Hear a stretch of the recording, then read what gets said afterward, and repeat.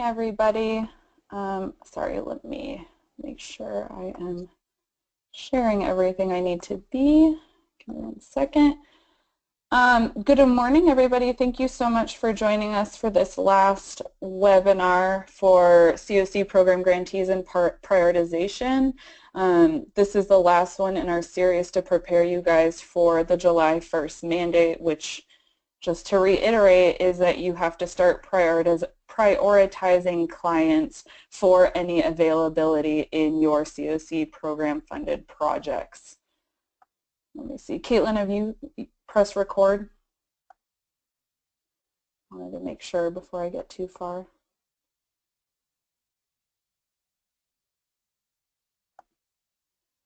Okay, so what we're going to be covering today is we'll be discussing the internal process reviews, the prioritization standards for both the PSH and rapid rehousing projects, and then we'll open up some time for Q&A. And then again, the first part, so we've broken up this training into parts to make it more valuable for you guys. So the first part, so for the next 30 minutes, we will be, for the next 30 minutes, we will be covering HMIS. So Victoria is going to lead us. Okay, Victoria is going to lead us. Sorry, I'm trying to. Okay, so Victoria will lead HMIS users through the process in HMIS, and then in the second half, we'll be covering this information again, but we'll be doing the master list training for domestic violence providers. So I am just going to get started. So I wanted to address the internal process reviews. I've been holding off to answer because I needed an important answer from Cameron before I sent them out, which is why some of you received them on Monday. The rest of you, I was hoping to finish them on Tuesday, but I had to fly home Tuesday morning due to a family emergency, which is why you have not received it, and which is why we are going to cover what the process should look like right now. So what you can see here is this process flow. So during the calls, I think I hear the THM staff. Yes, I'm sorry. We're just making sure. Hi, guys. Hello. So this is what the process is going to look like. We talked with all of the CoC grantees, and there was some variation amongst all of you in how you process people through your system. And we heard a lot of discussion about, we talked to them to see if they're going to adhere to the rules. We talked to them to see what their situation is. We interviewed them. A lot of people interviewed them once to make sure that they understood the regulations before going into the system and to see if clients would adhere to it. And we heard the word compliance a lot. There are some providers that do 2 to 3 interviews. That is not going to be the case anymore. Put your slide show up. All we can see is your one slide. Sorry, we're having tech issues on the computer I'm working on. I don't normally use.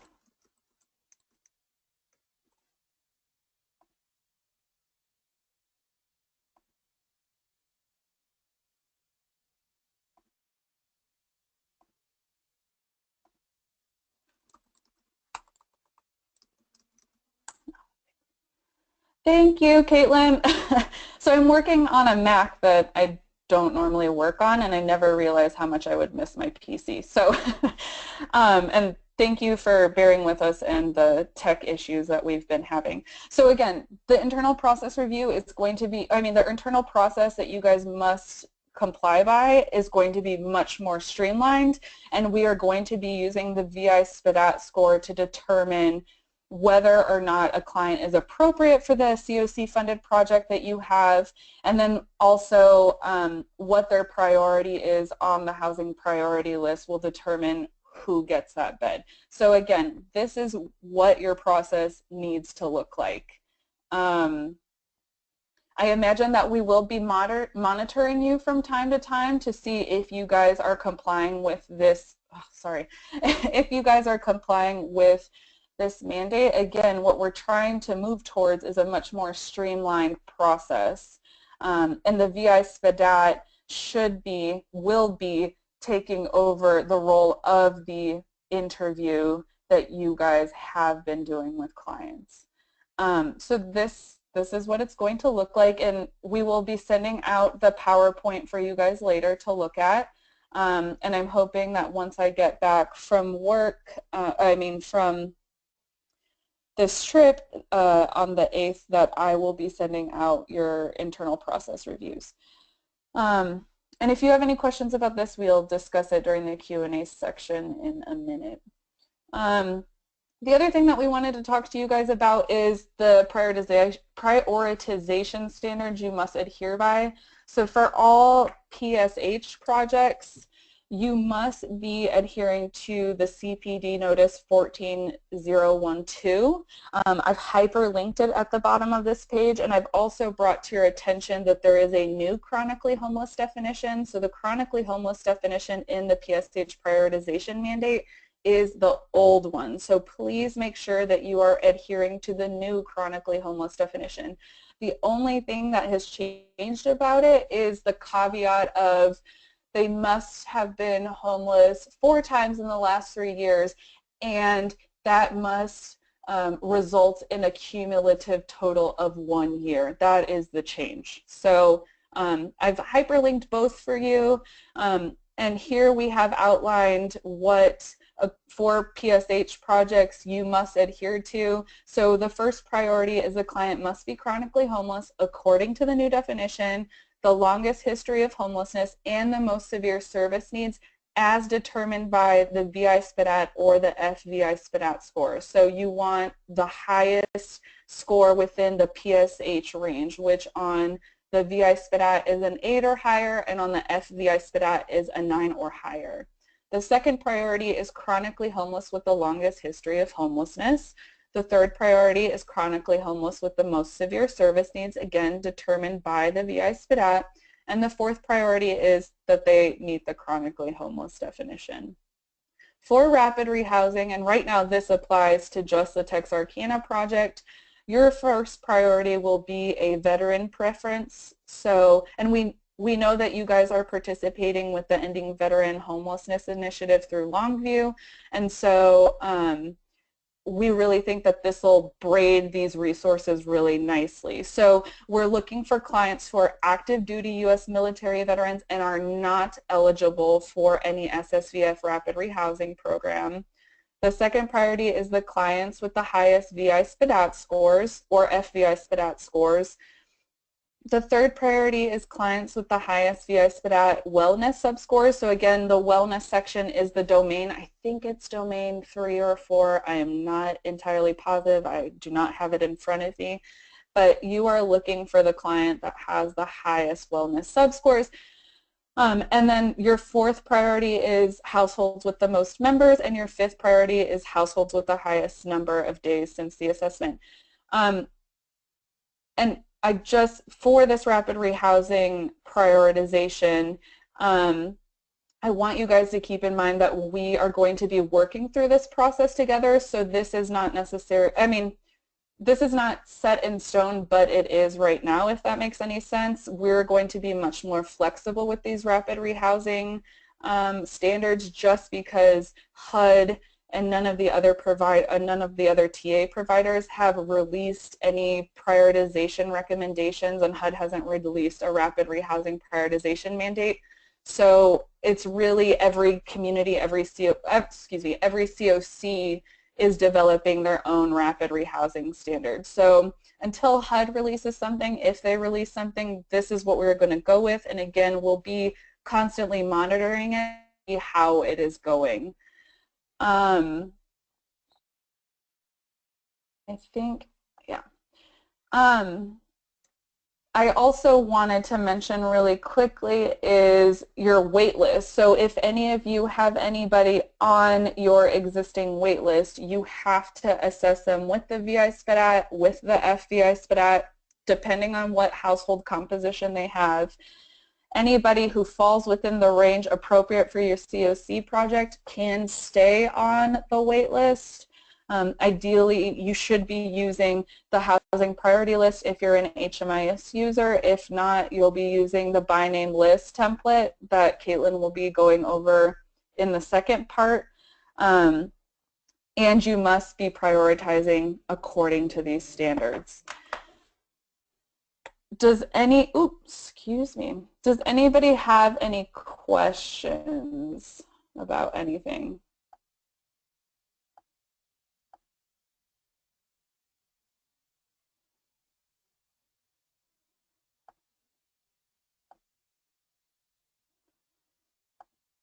We've got a question from Adra, Sophia. Mm-hmm.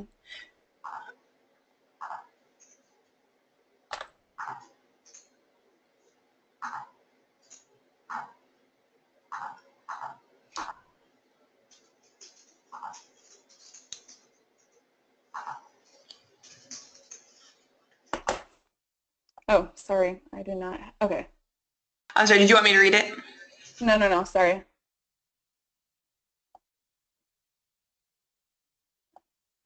Actually, I do need you to read it. Oh, wait, never mind.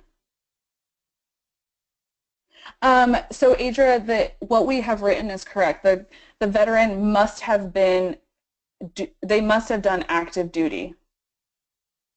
So I think where she may be getting confused is that the veteran has had to be on active duty, so they can't have just been in reserve. They had to have been active duty at some point. Not that the veteran is currently on active duty, because you're right, Adra, that would conflict. So just to give the rest of the room a little bit of context, Adra's question was about the way that that prioritization standard was written, about having active duty veterans, and she's right, that is a little bit of a quandary, because if you're active duty, you can't be a veteran because you haven't finished your duty yet. And so it would be a veteran that has at some point been called to active duty, not a veteran who is currently on active duty. And I hope that offers a little bit of clarity, and we may change the wording on that just so we don't have more people being confused like you were, Adra. So thank you for bringing up that point. Yeah, thanks, Caitlin. Thank you for being much more eloquent than I am right now. Okay, is that the only question that we have? It looks like it. We've got one more from Miss Kim Redman. So Kim's question, are we required to start assessing July 1st even though we are still waiting for contact from our regional HUD office and still submitting text submissions in eSNAP? Yes. So yes, you need to start doing it. Kim, but what is Kim? Kim's with a new project. Yeah. So Kim, you will have to wait. So Kim, obviously you will have to wait. Sorry. So Kim, you will definitely have to wait. Everybody else has to start. Yeah. And sorry, I'm still trying to get everybody's names associated with the right projects. So yeah, that was a really great question. So you guys will hold off from now, but the minute that you get contact from your regional HUD office and your contract has been awarded, you'll start doing it. Any other questions? And I do want to make the point, we're not just dumping this into your lap and walking away. We are here to support you guys. So as you're going through this process, if you have any questions, please reach out to us. We are here to help you, and it can be a confusing process, especially if you're starting to go through it. So please, I encourage you to reach out to us if you have any questions.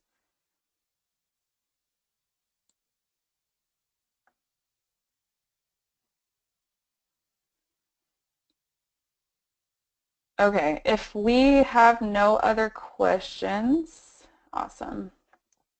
If we have no other questions, I'm going to pass this over to Victoria to train you guys on HMIS. Let me see.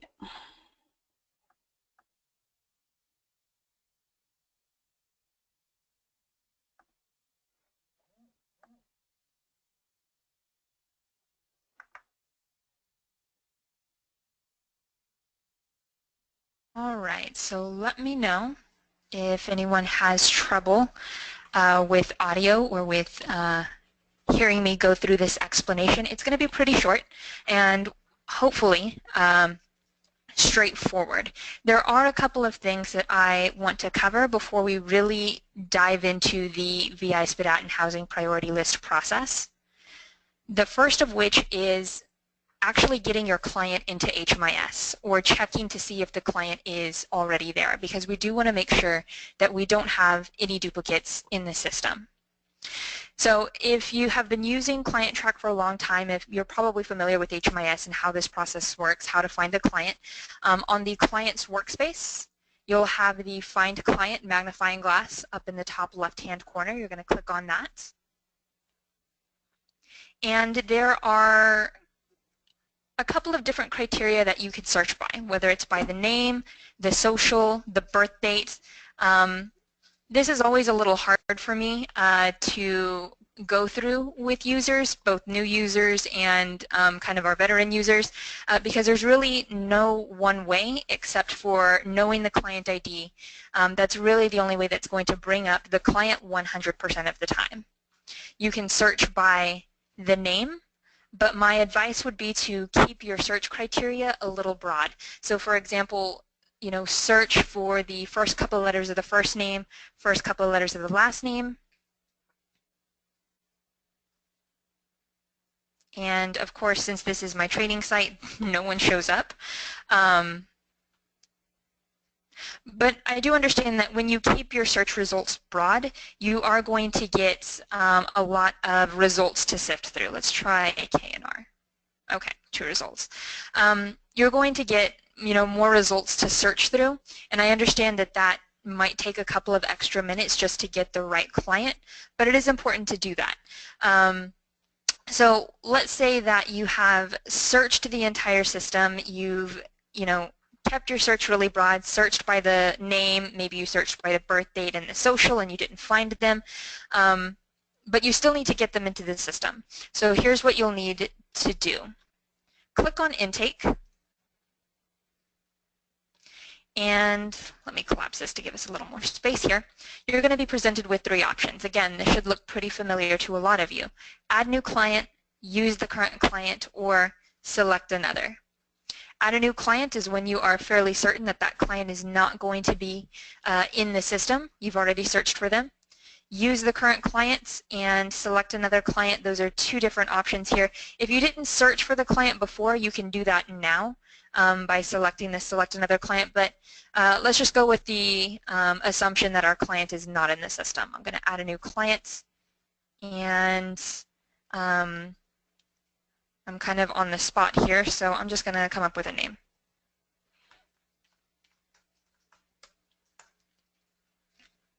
All right, so you'll then fill out your client's basic demographic information, and if you'll just bear with me a couple of seconds here so I can fill this out for you guys.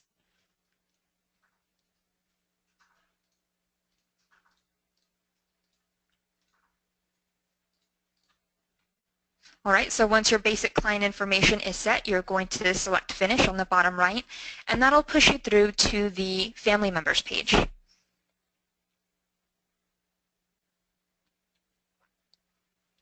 So if you are doing a FBI SPDAT, you want to make sure that all family members are in the system. So this is where you would add those family members. If you're adding a completely new family, you would just click on one of the empty rows here and enter the families or that family member's information across the row manually. If you know that that family member is already in the system, you can go ahead and click on the magnifying glass and search for them in the same way that you might search for a regular client. For this example, I'm just going to say this is my one client, no family members, and I will save and close. Oh no, it got me. There we go. Save and close. All right, So you have entered your client's basic information, you have entered all of the client's family members, and you're taken to this HUD program enrollment page. This is exactly the moment where you are going to stop. You're going to click on this button that says cancel the workflow. It's going to ask you, are you sure you want to cancel this workflow? You're going to say yes. And it's going to plop you back onto the client's dashboard. You'll see they don't have any enrollments or any services. That's okay. You've entered the client into HMIS and you're ready to start doing the VI SPDAT assessment with them. Let me open up my menu here. And you're going to find the VI SPDAT assessment under the case management submenu. It might also say client management depending on your work group. You'll hover over assessments and then click on VI SPDAT history.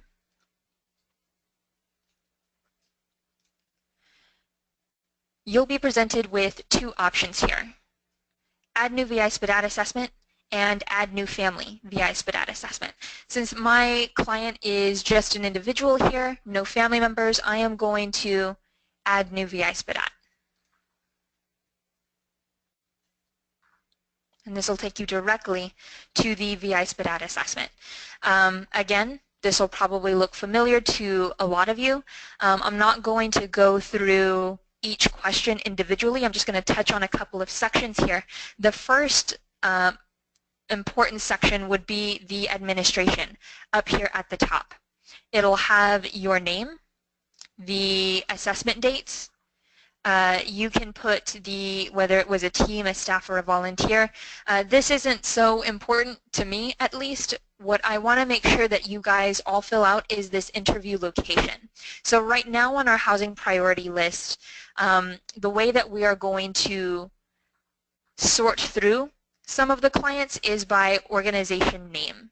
So you want to make sure that, one, you're filling it out to begin with, and two, that it is consistent across the board. So if one user spells your organization name one way and another user spells it a little different, or maybe they include Inc. at the end or the in the beginning where one user didn't, that's going to affect how it pulls in the search. So just be aware of that and make sure that it is all standard.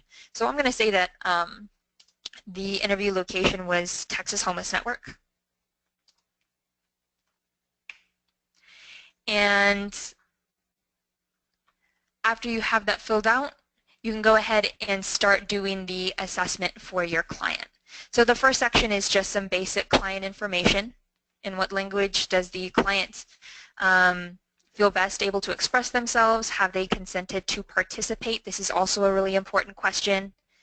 Section A is housing, history of housing and homelessness. So you'll notice that each section has red bars here, and depending on the section they might have more than one of those red bars. So those red bars tally up the answers for you. So let's say if I answer for shelter and let's say 1 year, number of months 2, say 2 there, it'll automatically give me a score of 1. So I don't have to worry about tallying up any of these answers for a score. So can you hear me? Next section would be risks. I'm just going to fill out a couple of these.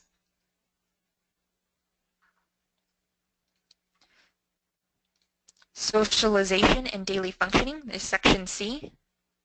Victoria? And I'm just, again, kind of going through these answers to give myself and my client a score here. Wellness is up next. And that's going to be our last section here. At the very bottom is where your scores are sort of tallied up into a grand total. So it'll break it down per section. It'll give you a grand total. And then on the right-hand side is the score recommendation. So depending on what the score is, the recommendation is going to be different. You guys already know this. You've got it down. Another important section to keep in mind is this follow-up question section. So we are working on an area where on the client's dashboard it'll show contact information so we can get back in touch with those clients. So you'll want to fill out, if possible, where is it easiest to find that client? what time of day, and is there a phone number or email address that we can get in touch with this client. So if you have that information, if the client is willing to give out that information, it's really important that you fill this out to the best of your ability. I'm going to save that.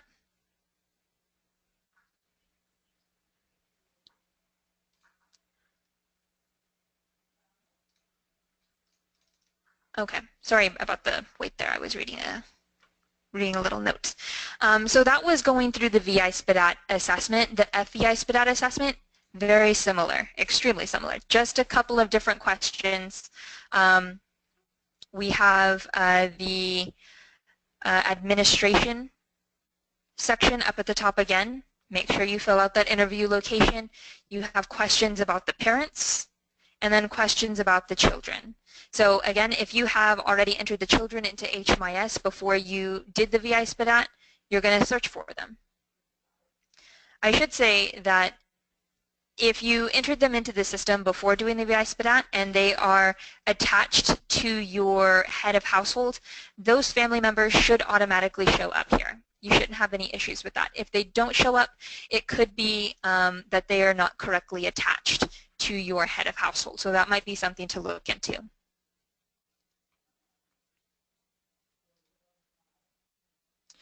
All right, so we have done a VI SPDAT for our client and we're ready to go to our housing priority list and see where they fall. To do this, you're going to go to the home workspace. And for right now, I apologize, the menu option is not in the regular work groups. It's still in our training site in one of my own personal training work groups, so I'm going to show you what I have. Under My Client Track, you're going to see, or you should see once this comes out and rolls out in the live site, a menu option that says Housing Priority List for CoC Grantees.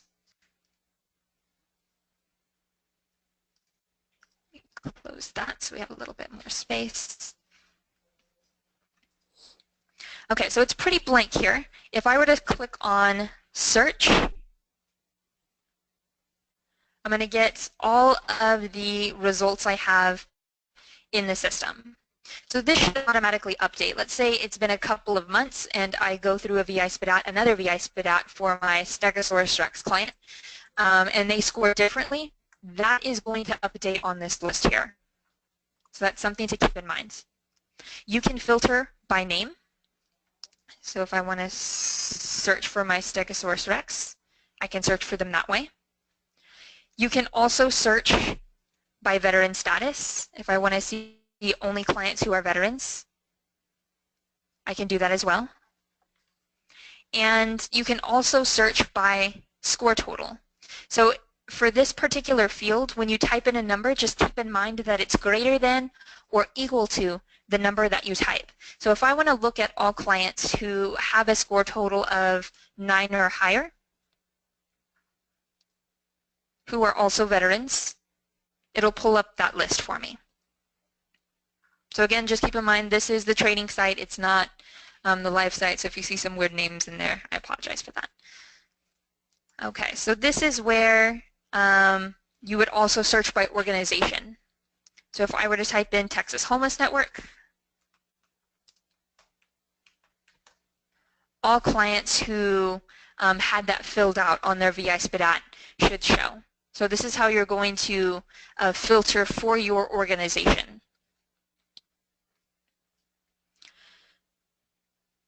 Once you have kind of narrowed the list down and you're ready to select a client, you can just click on the Select the Client icon in the far left-hand side. And it should take you directly to their dashboard where you could then do an intake for that client and start putting them through the intake workflow. All right, does anyone have any questions about that particular process? I tried to keep it as straightforward as possible. I know searching for the client and then putting the client into HMIS first before doing the VI SPDAT could be a little tricky, but I think once you do it a couple of times, it should be pretty straightforward and easy. I have faith in you guys. So Lisa Griffin wants to know, how often would you need to update? Either is it the client or the VI SPDAT? I guess you could probably answer both questions. That is a good question, and I think Sophia probably has a better idea of when it's best to update the client for a VI SPDAT, a new VI SPDAT. And that's a great question, which we are still trying to figure out. And that's something, I'm going to write that down. We'll get back to you guys with a standard on that, hopefully for the follow-up email. Can you hear me? Okay, so Sophia hasn't answered that question just yet. Oh, and I'm sorry, I also want to mention that we're recommending direct data entry for this process because of the scoring. Makes it a lot easier. So when you're doing the VI SPDAT assessment, direct data entry is the way to go. Hello, can you hear me? Yes, now we can hear you. So that was so weird. I was unmuted and speaking, and I tried to interrupt you and earlier to say that point, but thank you for saying that. So what I was saying is we're still trying to figure out that standard. I will make a point of talking to Cameron about it, and we'll send you the standard about how often you need to update in the follow-up email. That's a really excellent point, Lisa.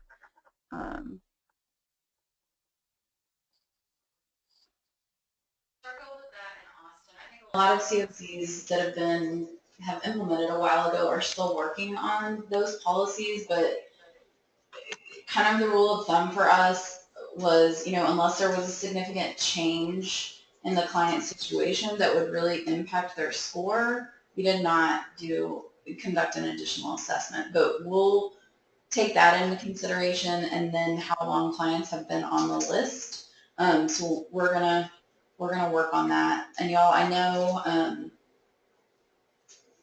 it's probably frustrating to not have all of the details right away. I can assure you this is kind of par for the course with CE. And I think that another good thing about the way we're working through the grantees to work on this is that we can figure out with you all through the work that you're doing and the clients that you're seeing how we need to develop these policies so they'll best work throughout your entire communities.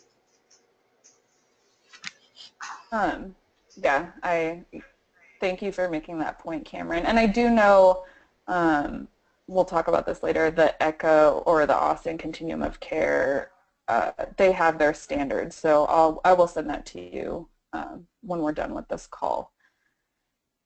Okay, Alice asked a question. I think, Victoria, it's more for you. And I can't see all of it. Hold on. Her question is, I'm in a grant that includes 2 agencies. Can we combine our clients by programs such as Doorways?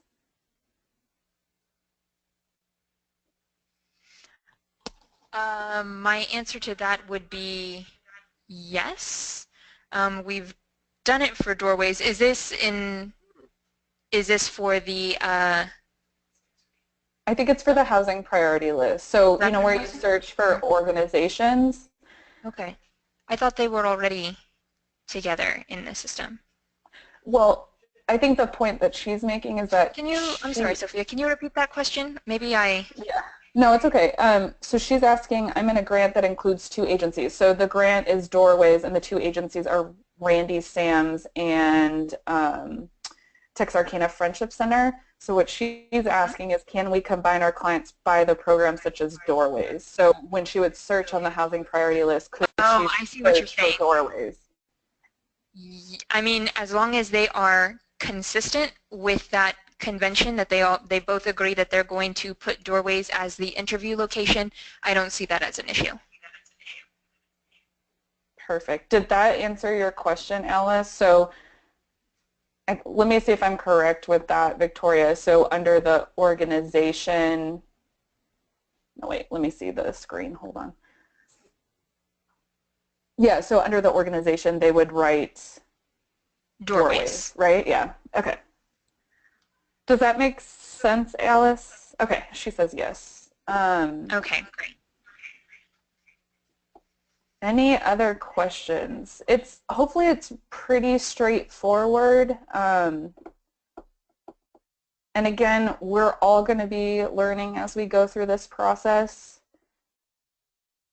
So be patient with yourselves, be patient with us, and we will answer your any questions that you guys pose to us obviously from here on out.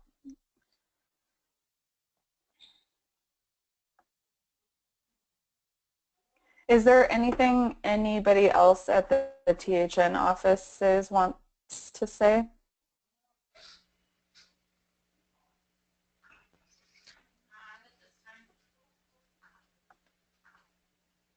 No, I think we're good. Okay. Adria, Alice just asked if the scores can be printed out for their files.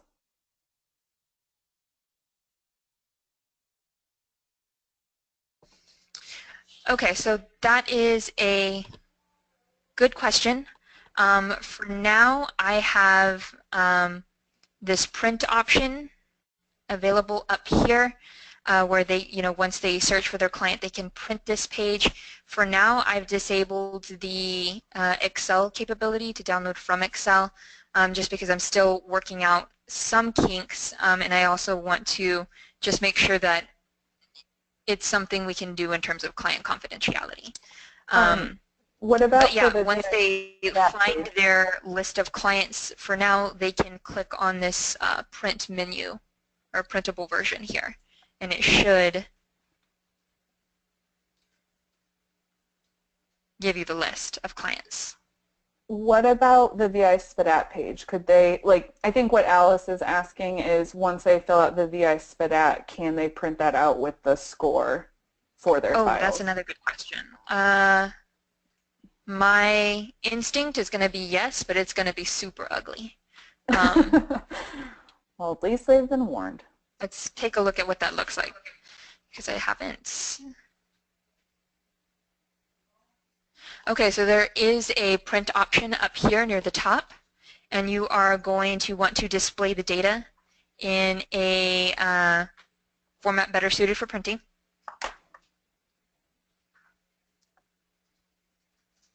And it should fill out with this information. I'm sorry, let me go back to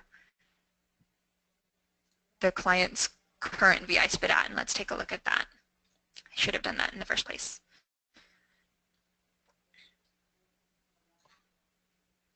Yes, so when that information is filled out, it should automatically show that on the printable version. So they can then put this in their client's records.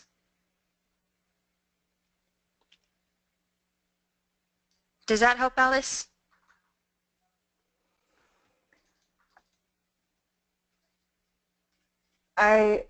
She hasn't responded. I think so. Okay. And then there was another question from Lisa. What if we were doing street outreach? Do we need to use that as a location or MCFS fine? And I'll say MCFS is Mid-Coast Family Services. Thanks, Caitlin. Sorry, brain fart. So since you need to have common conventions in order to pull up into the housing priority list, I think MCFS or Mid-Coast Family Services would be the option. However, Cameron, how do you feel about that? So just to reiterate, so everyone's on the same page, if you administer your VI SPDAT in a location that's not your agency's primary location, like a street outreach location, or if you meet a client up in a doctor's office, what should you put as the location in the VI SPDAT? Do you want it done by agency, or do you want to physically know that they were in the 4th Street Hospital when they filled this out? I mean, I think there's some benefit to knowing where the client was, right? It'll also give you all an indication of where you're conducting assessments, especially for those of you that may be doing outreach at other agencies. I I do agree, like with Adria, for that specific question, if you are working in a grant that has multiple subs and there's a assessment conducted, you all can use the same agency location. I think that's fine, but I think we want to use, in a sense, this is not real-time data, but real location data, right? Whenever possible.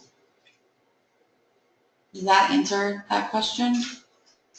Yes, but I do want to say that since we're using that field, so I think this is a difficult question to answer because since we're using that field to pull onto the housing priority list, if they don't use that common naming convention, they may have issues finding people.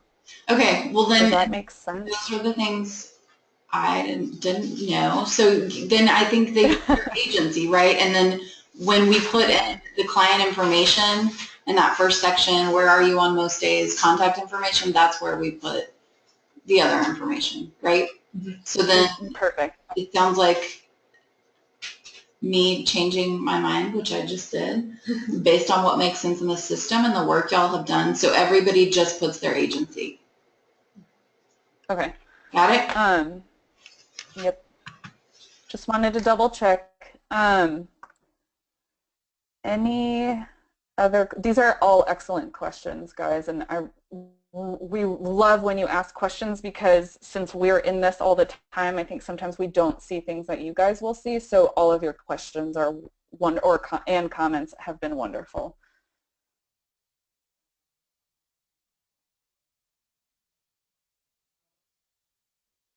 Any other questions?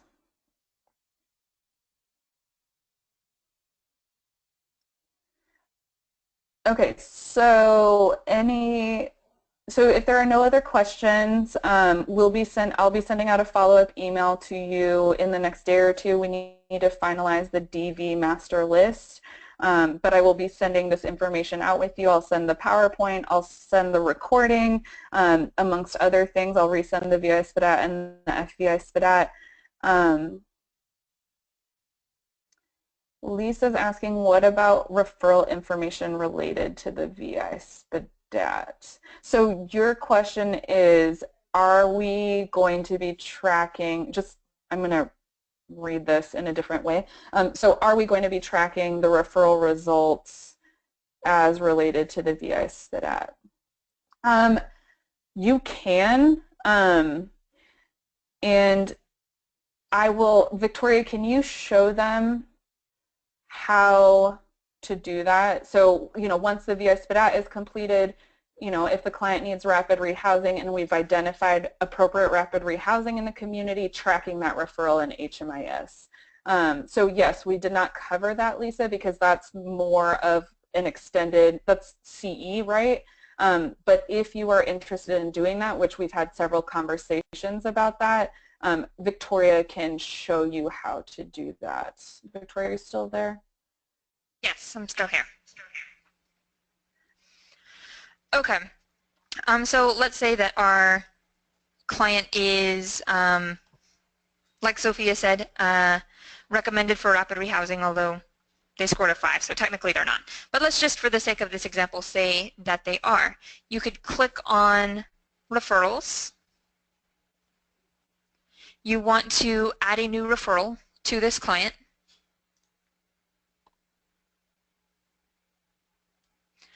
For your service, and again, I kind of have a sinking feeling here that even if I click on the right service, I'm not going to get the, oh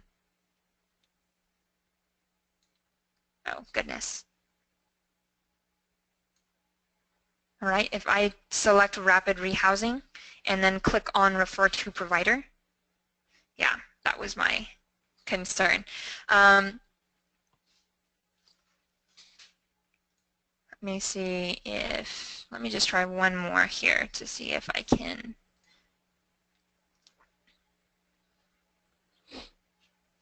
Okay, so I do have some for transitional shelter, and I hope you'll bear with me on this for a little bit. I know it's kind of reaching here. All right, so we have identified that there is, let's switch it up to transitional shelter in the community, and we want to refer our client over to that particular agency or provider. So from this list, and again, this is the training site, so what's in the live site is going to look very, very different. But from this list, let's go ahead and select one of these agencies here. So I'm going to say Daniel's Den.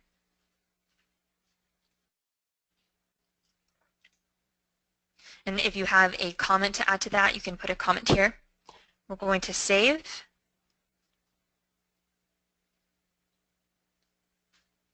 And from the provider's workspace,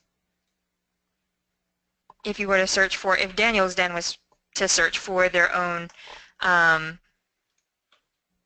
provider here, they would see on their dashboard that we referred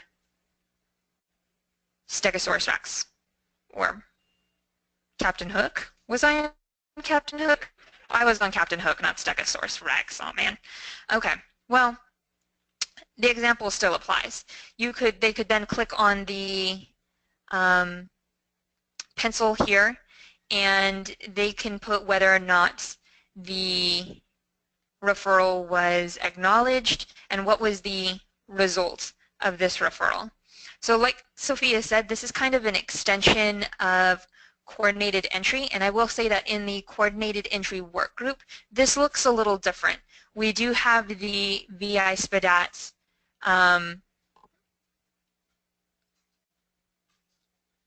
brain fart. We do have the VI SPDAT score listed with the with that referral here, and we don't have that yet in the regular work groups, but I suppose that's something that we can talk about, getting this getting that particular thing into the system here. Let me see if I can show you what that actually looks like. Can you hear me? Hello? I also want to make a point, Lisa, that in order to be able to search for a provider. Okay. So this is what this would look like in the coordinated entry work group. So you would see that the client had a score total of 10, and so the provider would then look at that referral and they would ask, they scored a 10, is transitional shelter really what is recommended and what's going to be good for this client? You know, as well as having conversations with that client about that particular referral. Thanks, There Victoria. are also reports on referrals that you can run. Sophia, I don't know if you want me to go over those, or Lisa, if you want to touch base with me later, we can go over those together.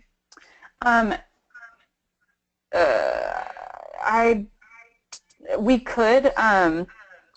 So I wanted to say one thing first about the referrals, that in order to make a referral, you need to make sure that the other providers that you would be referring to have been entered into HMIS. So they don't have to be HMIS users. We just need to have their provider information so that you can make referrals, because if they're not in the system, when you click that little magnifying glass, nothing will come up. So you will have to get us that information if you want to want to do the expanded referral function. Yeah, on that note, we can certainly add them in, but if you have that information on hand already and you have access to the HMIS, you're able to go in and put those providers in right now. True.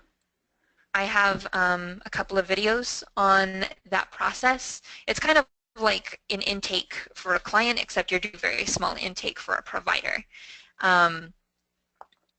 So yeah, if anyone is interested in learning how to do that, hit me up. I'll send you the links to those videos. They're very short. It's a fairly simple process. Thank you so much, Victoria. Are there any other questions? Lisa said that she'll get with you later, Victoria. Okay.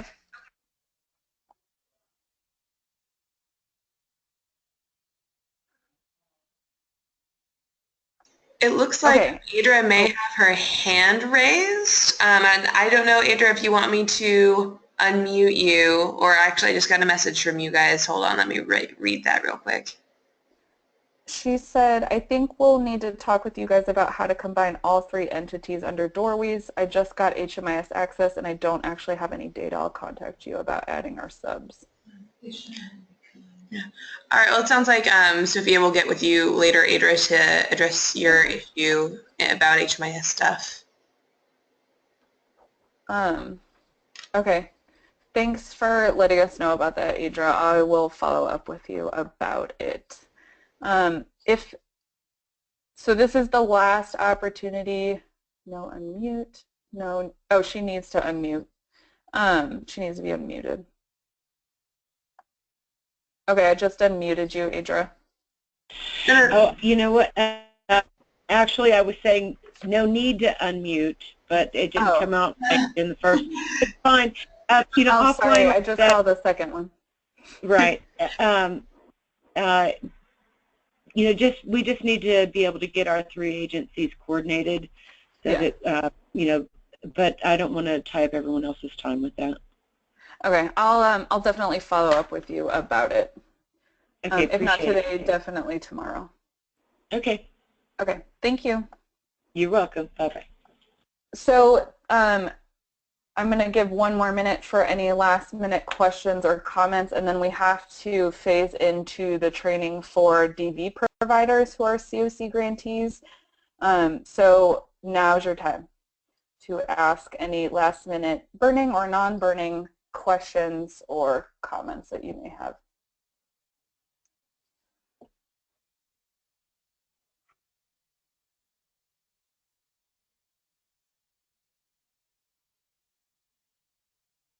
Okay, so as always, if you have any questions, you know where to reach me.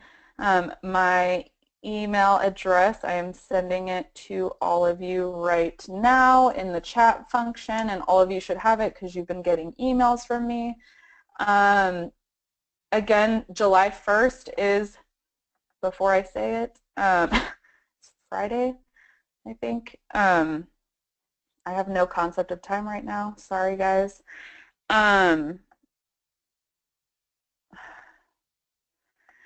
so starting on July 1st, you must be doing this process with your clients. Let me see. I just got a text from Cameron. Okay, never mind. I was told to disregard. Okay, so anybody who is not a DV provider, you can sign off now. Thank you so much for being here with us for these last like 45 to 50 minutes. And you all asked excellent questions and had excellent comments. So as always, we really appreciate the feedback and the questions. And that doesn't stop here. So if you're going through this process and you find anything that you think could be improved a little bit, please, I encourage you to email me. The system will only get better based off of your feedback. So I highly encourage you to seize the day and really have some input in this process. Sophia, it looks like we have another hand raised by Alice Bracken out in Texarkana. Would you like me to unmute her? Yeah. All right, Alice, I'm unmuting you.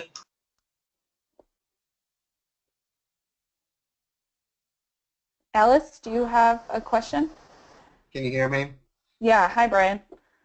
Listen, my voice is a little deeper than usual. Yeah. It was a little jarring.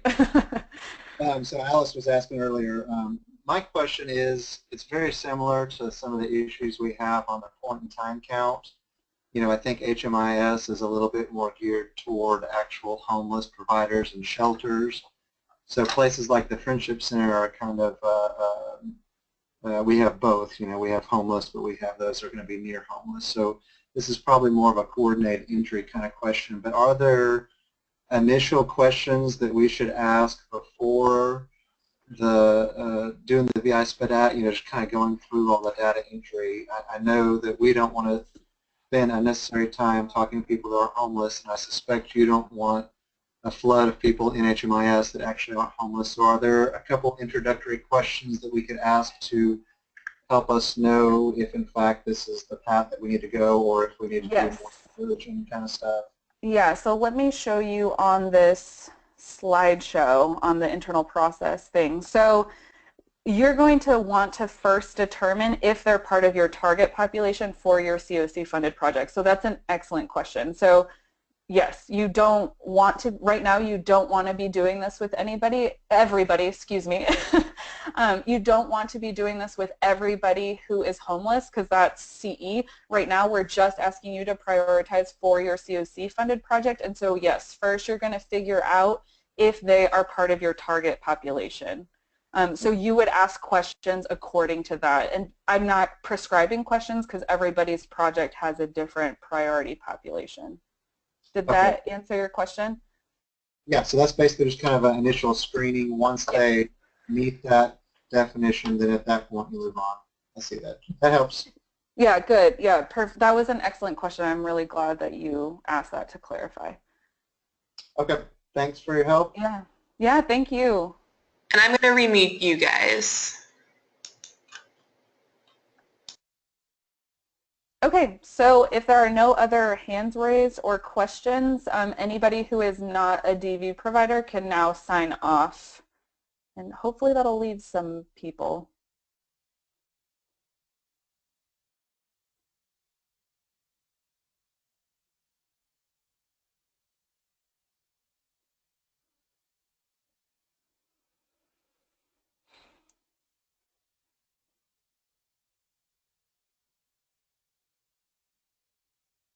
I'm going to give it a minute or two to make sure.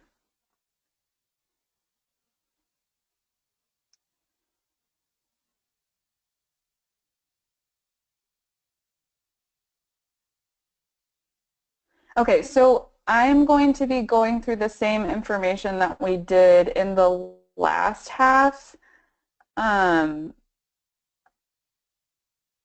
Sorry, give me 1 second. Okay. Oh, new tech. Okay, so I'm going to be going through the information that we went in the last half for those of you who hadn't joined us for that. And then what we'll do is Caitlin will take over and she will train you guys on how to use the DV master list. So again, this is the process just for DV providers. Everybody else statutorily has to use HMIS, and so this process has to be done through HMIS. And in our follow-up emails, we'll be sending one for DV providers and non-DV providers. We'll send them separately so as not to confuse anybody. So again, thank you for joining us for part 3 of the CoC program grantees and prioritization webinar series to get you guys prepared for the prioritization mandate for July 1st.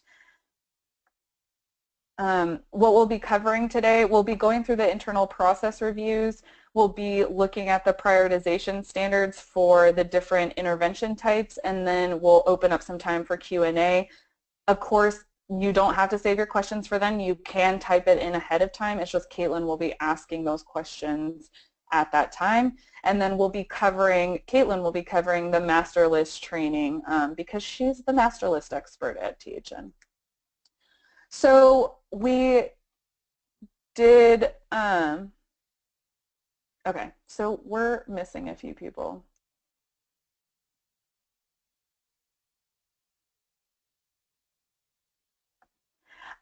Okay, hold on, sorry.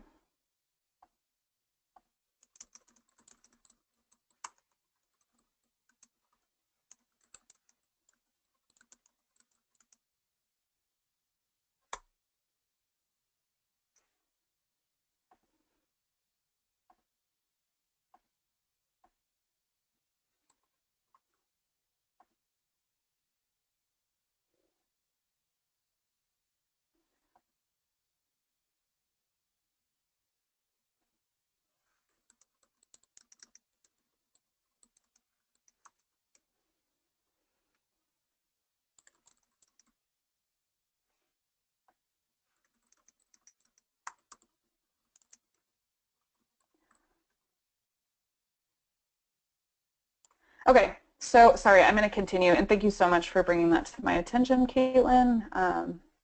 Okay, so we did internal process review calls with all of our CoC grantees. It was very interesting and enlightening. Everybody has a similar but different process. And I want to apologize. I was holding off on sending out the internal reviews because I was pending an answer from Cameron, and I had sent a few out on Monday, hoping to send out the rest on Tuesday, but had to fly home for a family emergency on Tuesday morning. So you have not received them. I will make a priority of sending those out to you once I get back to the office on the 12th, I believe. So we are covering this right now since you guys haven't gotten this. So this is the process that you should be following for the CoC funded project for prioritization. So for those of you that have multiple interviews, for those of you that check with clients to make sure that they will be compliant for your project, for those of you that you know, discuss the rules with your clients, all that kind of stuff, even before doing intake, that will change. So the way the process will work is that your client will present. You want to first determine if they're part of your CoC funded project target population. So you're not doing this process with everybody. It's only for those people that meet your target population. So if your target population is youth, you want to make sure that you're identifying youth and you're doing this process with them. If your target population is chronically homeless households, you're going to make sure that the individual or the household is chronically homeless, and then you'll move forward with this process. So you'll start with your target population, you'll narrow that down, then you'll complete the VI SPEDAT or the FBI SPEDAT. So this is the step that's going to take over the one or multiple interviews that you may have currently in your process, because now we are using this objective tool to determine which intervention is best for the client. So we're not depending anymore on subjective interviews, we're working with this objective tool. Then you are going to determine, did the client score for my housing intervention? So if you are a rapid rehousing project like Texarkana, for example, if the client for the VI SPEDAT scores between a 4 and a 7, they will move forward to check if they have availability. If the client scores a 0 to 3 or an 8 or higher, they do not score for the housing intervention that's CoC funded at their agency, and so they're going to refer that client to other resources, which it's going to be the same process that you guys already do now. You'll probably be referring them to emergency shelter or determining what other interventions you have in your community that could be a good fit. Then, so if they score for your housing intervention, you'll determine if you have availability. A lot of you, I know, do not have availability, and so this is where the process may end. So again, I have no availability. Once I've determined that my housing intervention is the best for them, I will refer out. If there happens to be availability that day, you need to check to make sure that whether or not this client is the highest on the housing priority list. So anytime you have an availability, you always need to be going to the housing priority list and drawing people from that. So if there is availability, I'm going to go check, is this client the highest on the housing priority list, and do they meet the prioritization standards? If not, refer them to other resources.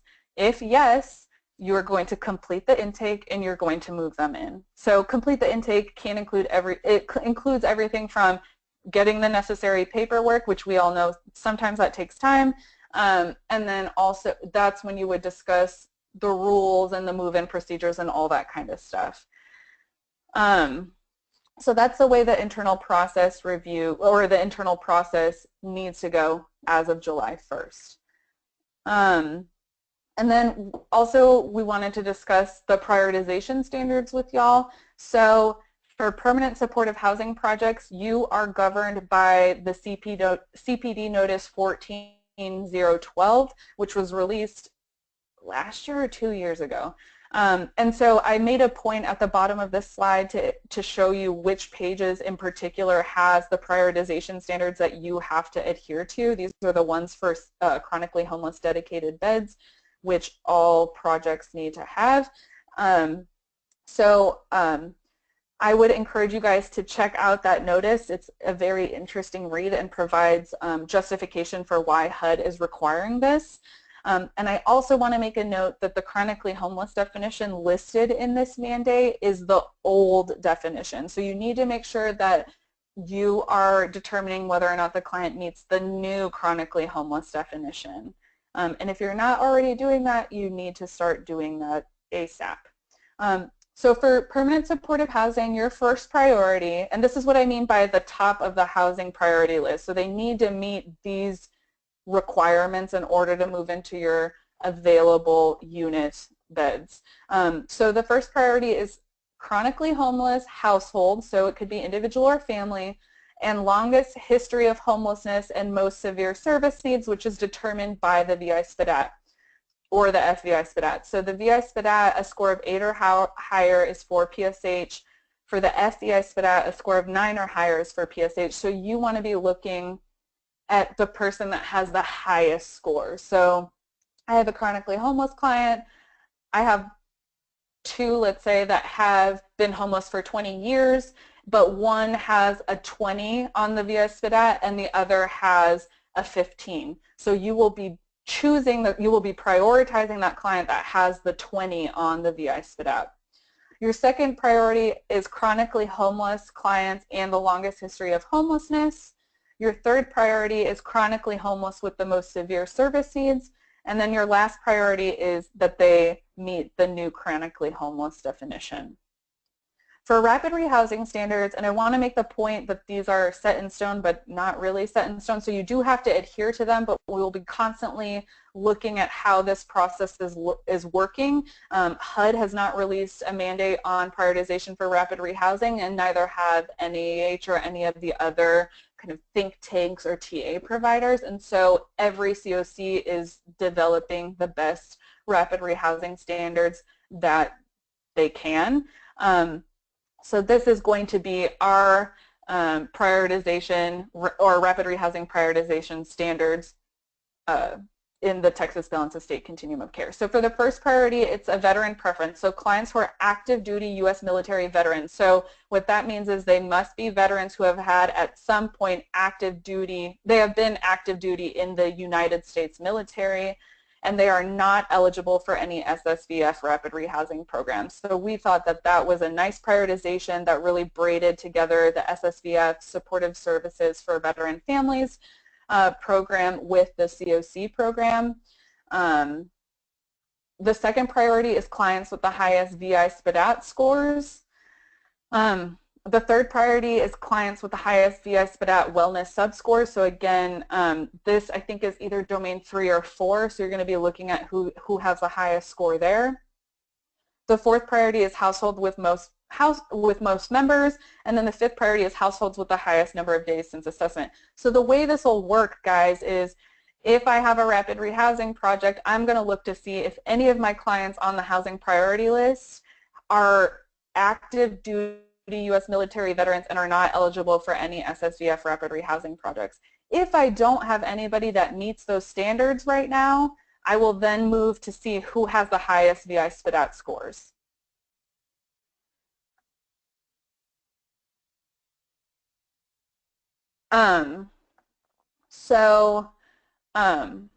Yeah, so that's how this process works. So again, you know, if I have no clients that are first priority, I'm going to move to the next priority. And we do want to see that you're doing due diligence to try to find people who are fit within that top tier priority level.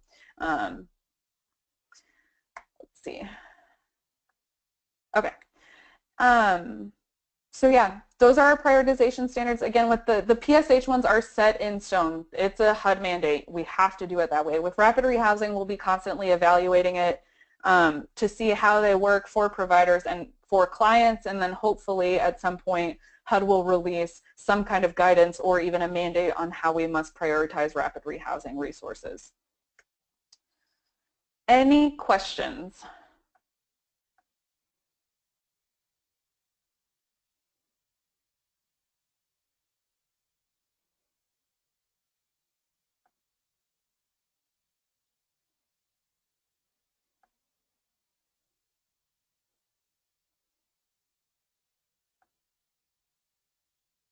Okay.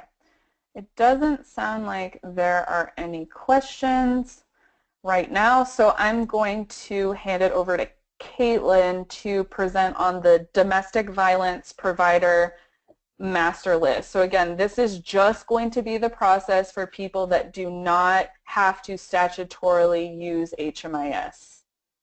So I know there are some of you on here that have to use HMIS, like Community Health Corps and such. This is not the process you are going to be using. You are going to be using the process that we covered in the last section. So I want to make that point so as to not confuse you guys. Okay, Caitlin, I'm going to hand it over to you.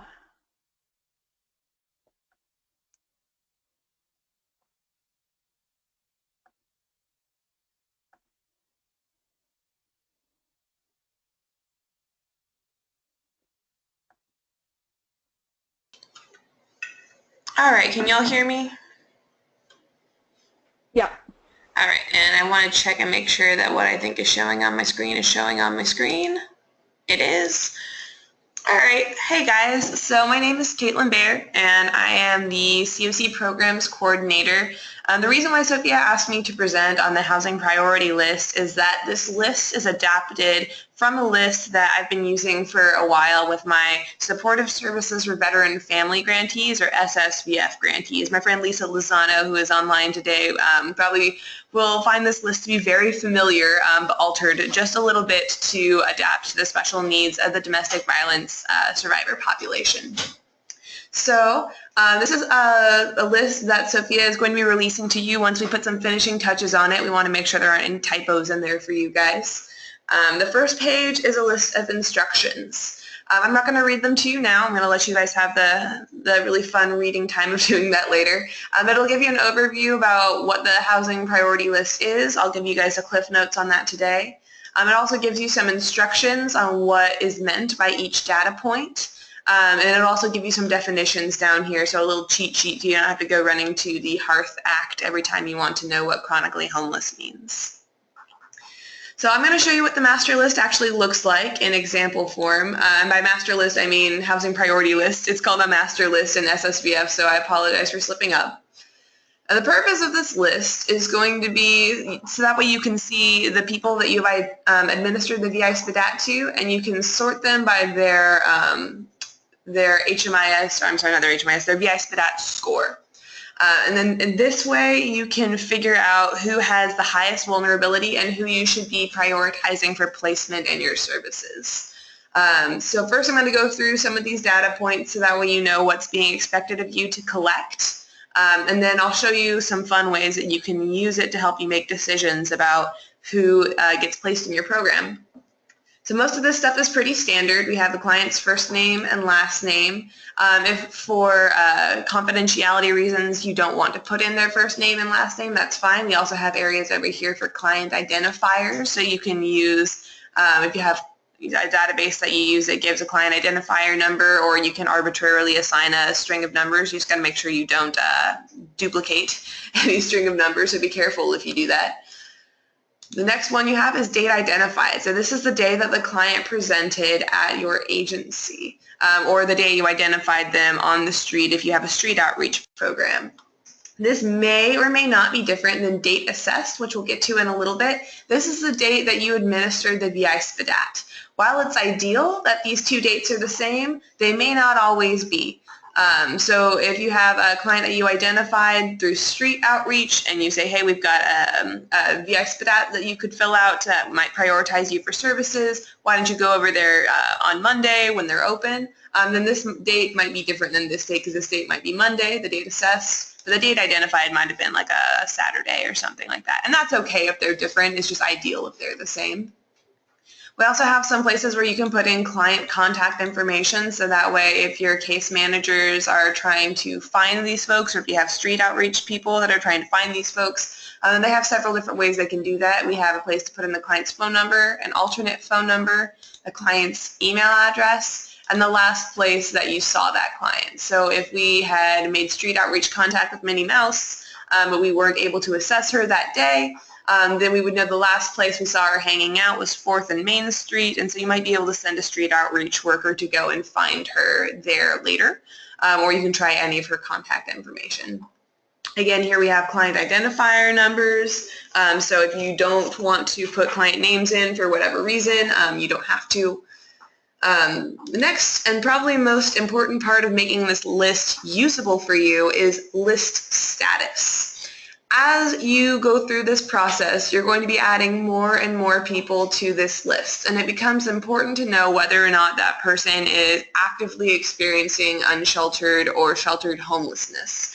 There's a drop-down menu here with several different options. So if the client is currently unsheltered, then they're given the status of active. So that means they're actively unsheltered and they are in need of your services.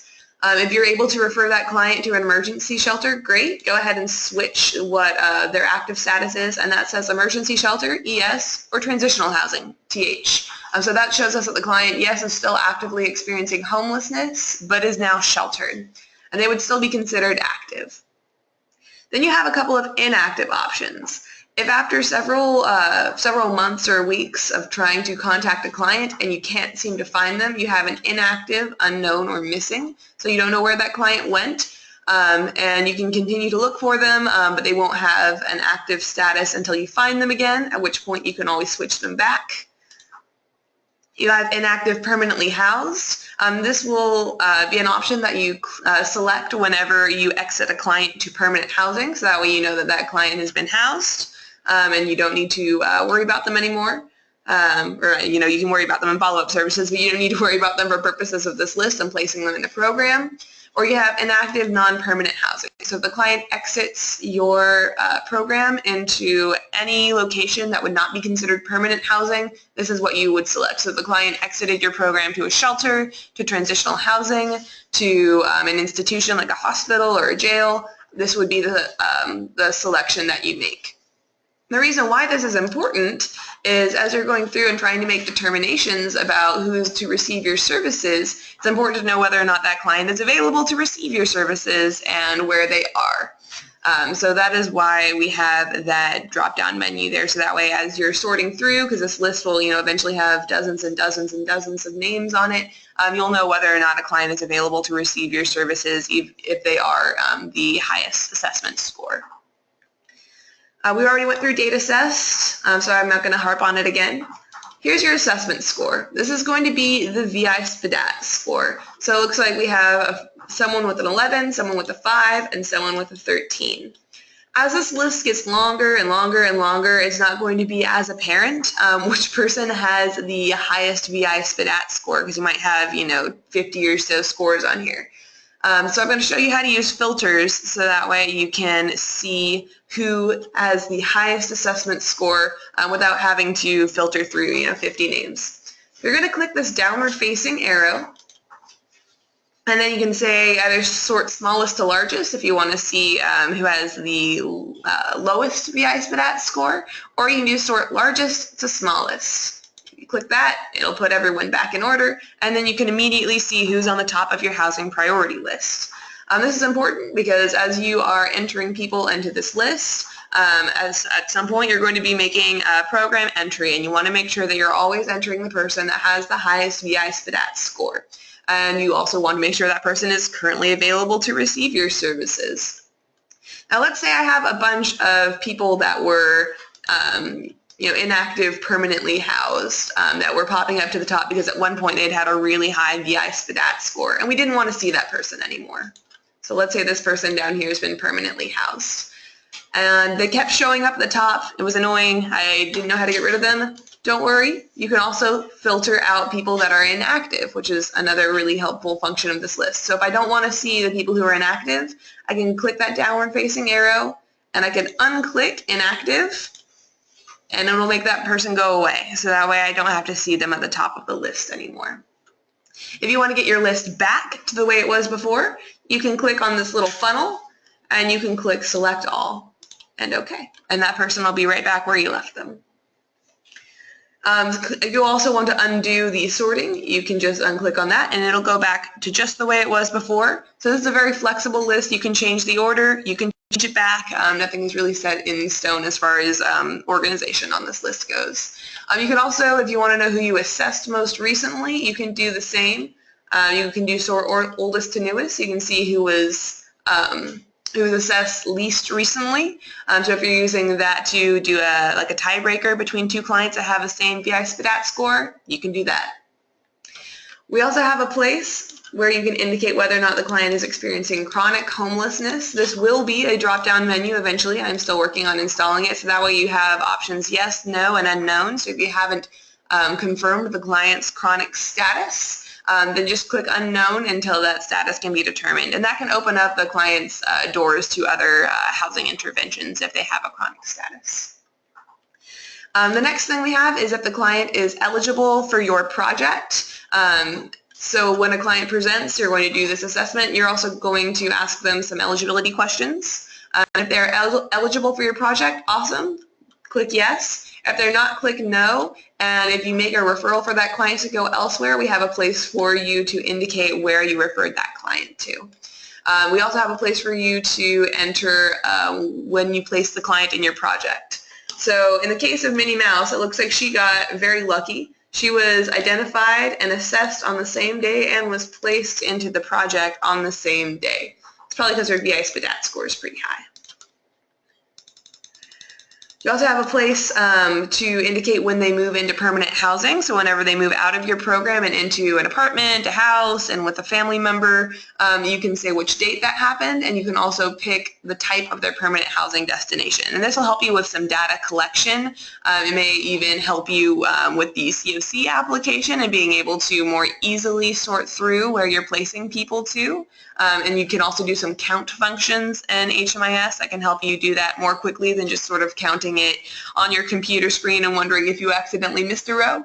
That's something that if once this housing priority list gets underway and if someone wants a training on it, I'm happy to do. I've done it with the SSVF folks before, and they, I think it was well received. So then there's also a place for notes and additional information. So in Minnie Mouse's case, I wanted everyone to know that she has 2 children. So as we're looking at apartments for her as an organization, I'll know that she needs a certain size unit.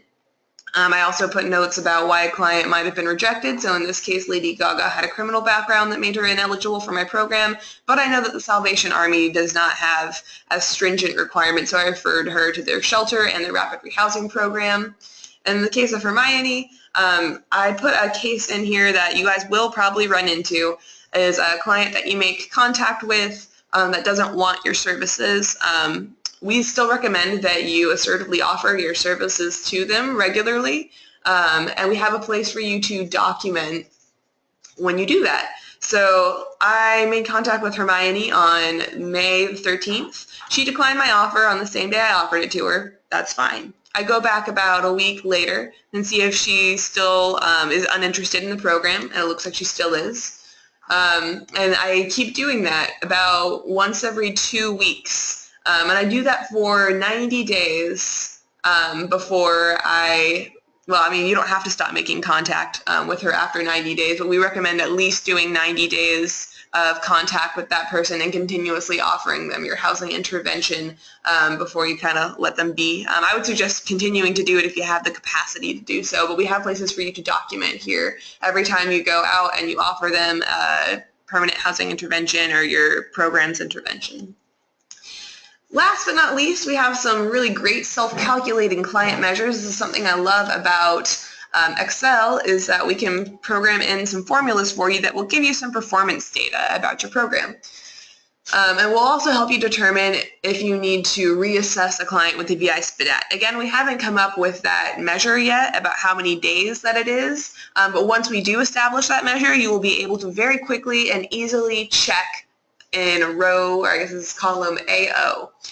So let's say it's every 365 days, you would be able to see how long that it's been. And once it reaches 365, you'll know that it's time to go and find that client. It will probably be much less than that. That was just the first number that came to my head.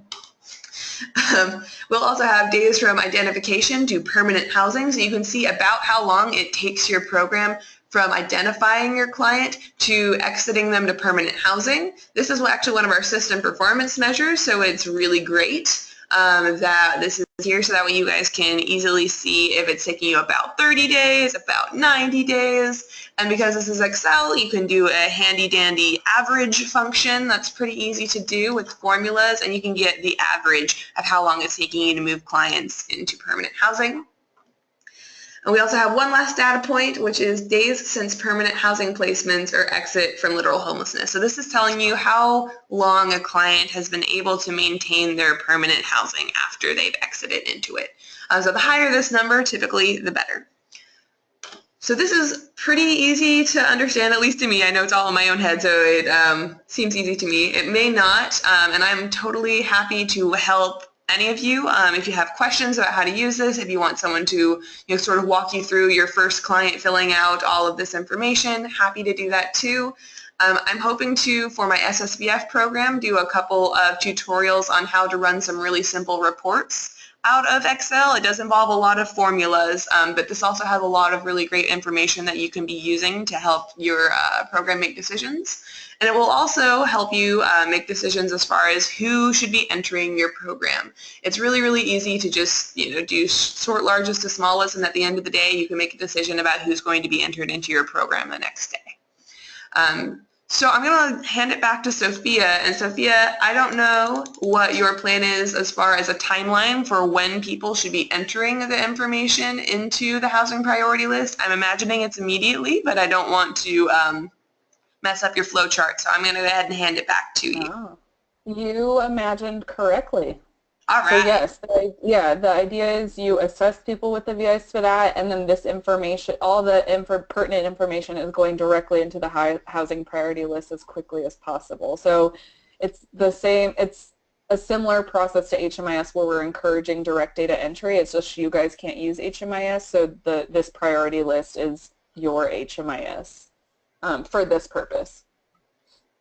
And I should mention that if there are any additional data points that you want to collect with this tool, for instance, if you want to know if their DV status has been confirmed or if someone has collected their documentation, you're more than free to do that. You can go all the way over here and you can add a couple of rows. We can leave a couple of blank rows so that way you can add whatever data elements in addition that you want to collect. Or if you want to know, what zip code you're exiting people into, we can make sure we have a couple of extra columns over here so you can collect some local data elements as well. Any questions? Thank you so much, Caitlin. That was very thorough and wonderful. Yeah, you're welcome. And I don't see any questions on my end.